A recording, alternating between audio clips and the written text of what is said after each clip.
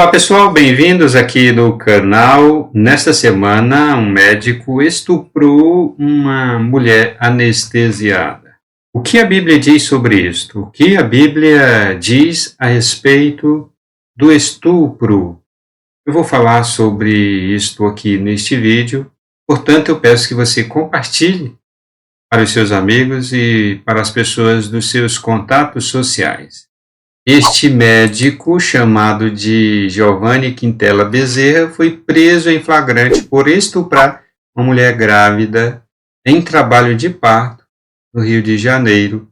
O absurdo foi notado por colegas. A vítima estava anestesiada durante uma cesárea e Quintela se aproveitou para cometer o ato.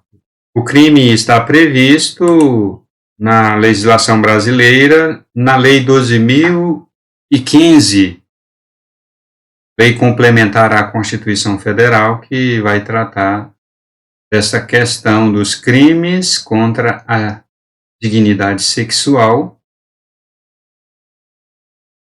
O artigo 213, crime contra a liberdade sexual, constranger alguém mediante violência ou grave ameaça a ter conjunção carnal ou praticar ou permitir que ele se pratique outro ato libidinoso. O artigo 215, violação sexual mediante fraude, ter conjunção carnal ou praticar outro ato libidinoso com alguém mediante fraude, ou outro meio que impeça ou dificulte a livre manifestação de vontade da vítima, e dos crimes sexuais contra vulneráveis, o artigo 218 e 226,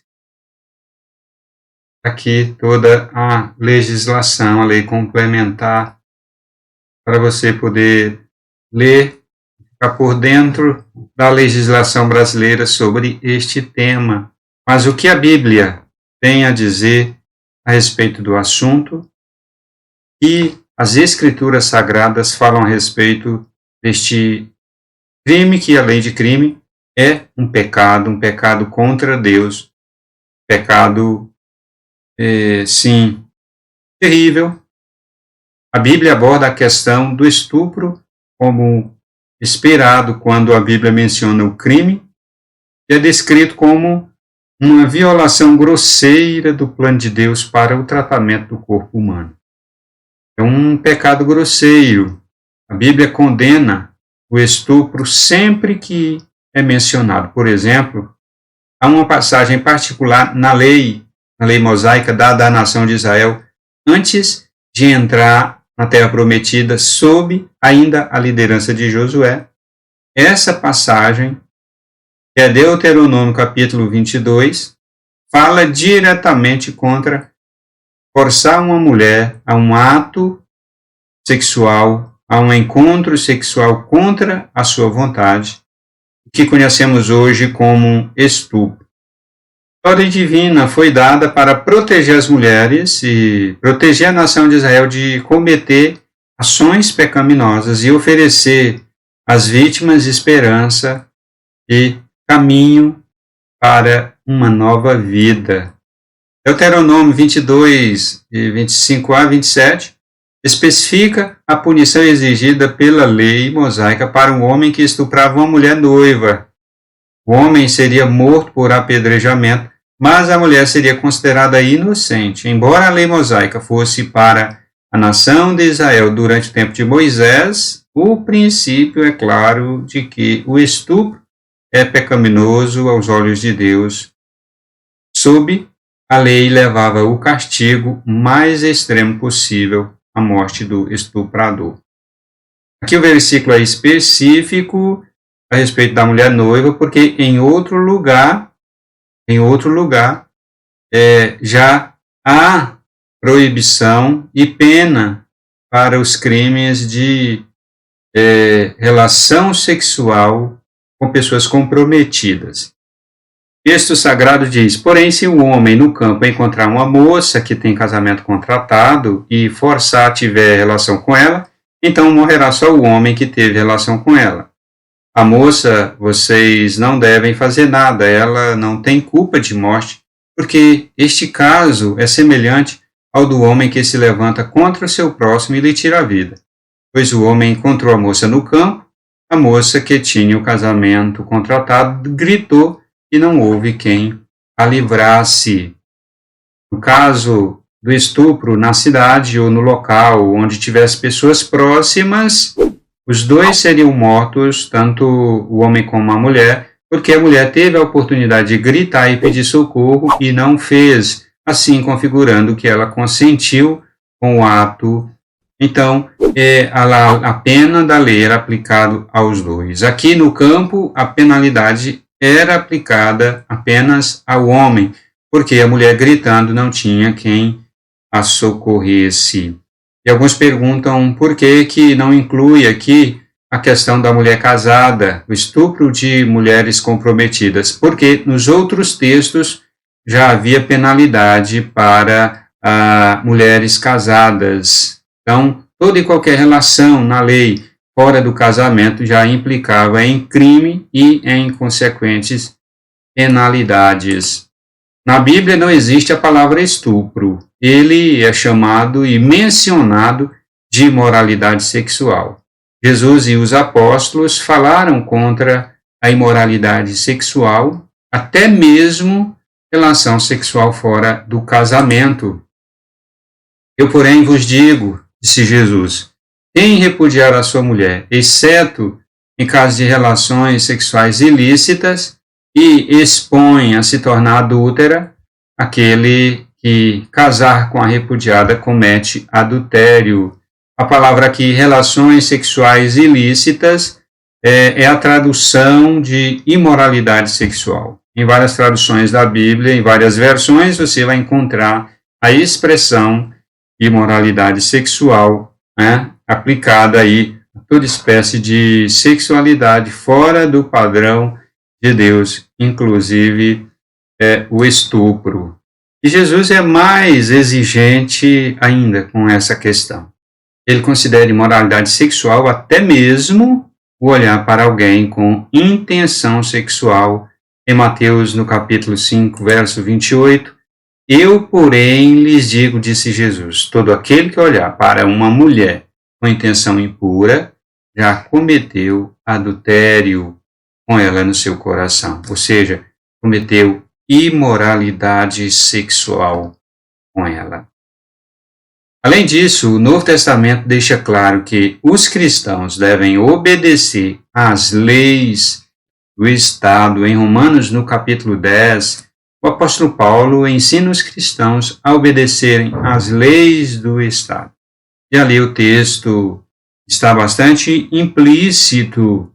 Eles devem obedecer desde que as leis do Estado não sejam afronta e flagrantemente contra os mandamentos de Deus. O estupro não é só moralmente errado, mas é também errado de acordo com as leis brasileiras e a maioria das leis dos países. Como tal, qualquer pessoa que cometer este crime deve esperar pagar as consequências, seja elas quais forem.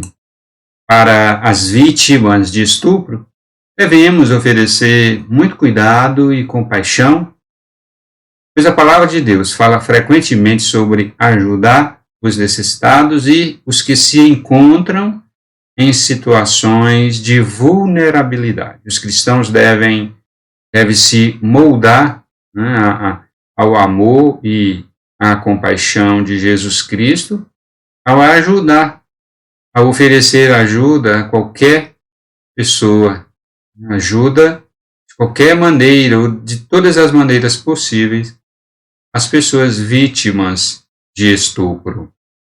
As pessoas são responsáveis pelos pecados que cometem. Elas cometeram tal ato, tal pecado, tal crime hediondo, mas tiveram a oportunidade de não escolher. Elas escolheram fazer isso. Mesmo esse médico tendo cometido tal atrocidade, tal crime, tal pecado, Deus pode alcançá-lo com a sua graça, se ele se arrepender, se ele abandonar os seus maus caminhos. Em 1 João, capítulo 1, verso 9, é claro. Isso não elimina a necessidade das penalidades da lei.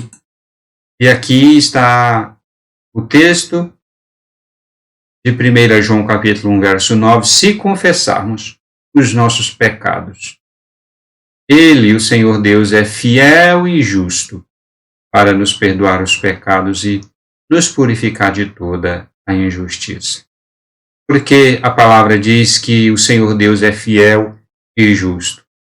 Porque Deus já revelou nas Escrituras Sagradas que, se as pessoas se arrependerem, Ele perdoa. E se as pessoas abandonarem os seus maus caminhos, o Senhor reconsidera. O Senhor reconsidera, o Senhor perdoa. Porque Ele é misericordioso e Ele é bom. E por que diz que o Senhor é justo? Porque mesmo perdoando, a justiça de Deus, a justiça deve recair sobre aquele que cometeu o pecado.